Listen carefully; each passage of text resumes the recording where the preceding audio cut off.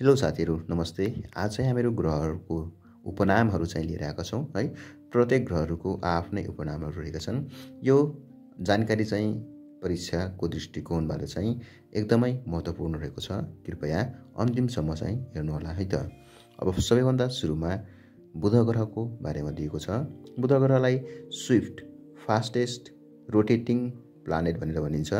यसलाई messenger of gods भनेर पनि भनिन्छ। बुध ग्रह सूर्यबाट नजिकको ग्रह हो। यो सबैभन्दा सानो ग्रह पनि हो। बुध ग्रह 70% मेटल र 30% सिलिकाबाट चाहिँ बनेको छ र यो ग्रह दोस्रो टाढो ग्रह पनि हो है पहिलो। त्यसै गरी बुध ग्रह फास्ट रेभोल्युसन प्लानेट पनि हो। त्यसै गरी वायुमण्डल नभएको ग्रह पनि बुध ग्रह हो। त्यसै गरी अर्को रहेको छ हाम्रो शुक्र ग्रह। शुक्र ग्रहलाई morning star and evening star भनेर पनि चिनिन्छ। यो ग्रह टाटो र चम्किलो ग्रह हो। त्यसै गरी शुक्र ग्रहलाई चाहिँ goddess of love and beauty भनेर पनि भनिन्छ र यो ग्रहलाई सिस्टर प्लानेट भनेर पनि चिनिन्छ। त्यसै गरी शुक्र ग्रह पृथ्वीको जुम्ला ग्रह हो र पृथ्वीको सबैभन्दा नजिकको ग्रह पनि शुक्र ग्रह हो र यो शुक्र ग्रहलाई रहस्यमय ग्रह भनेर पनि चिनिन्छ र यो ग्रह अन्य ग्रहहरूको विपरीत दिशामा घुम्दछ।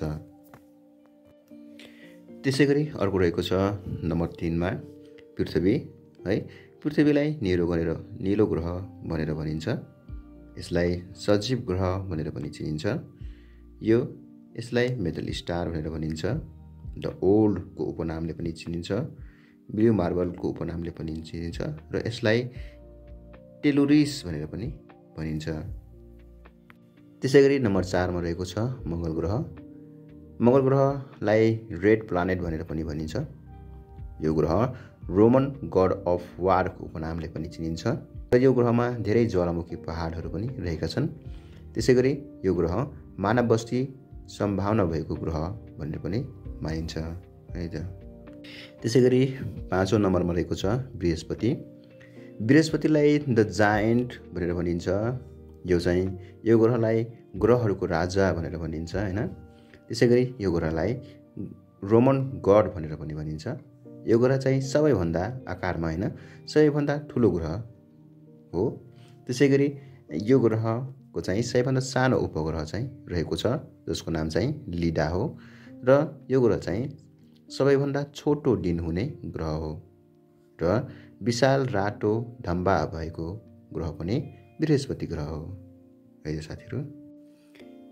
त्यसै गरी नम्बर 6 मा रहेको छ शनि ग्रह है। शनि ग्रहलाई पहिलो ग्रह पनि भनिन्छ। प्लानेट लाइक मुन पनि भनिन्छ।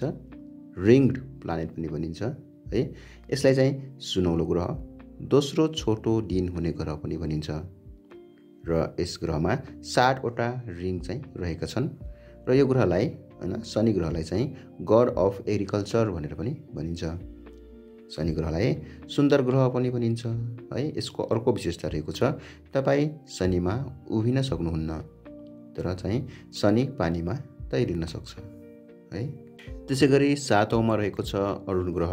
अरुण ग्रहलाई बुल्स आई प्लानेट पनि भनिन्छ। यो हरियो ग्रह हो। यसलाई साइडवेज प्लानेट पनि भनिन्छ है।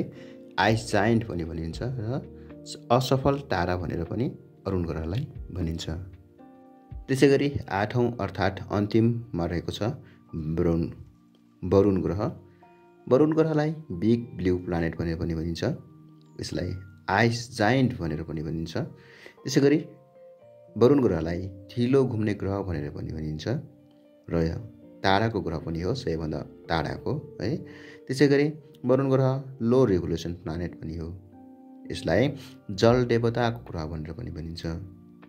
त्यसै गरी वरुण ग्रह गणितीय तरिकाले पत्ता लागेको ग्रह पनि हो।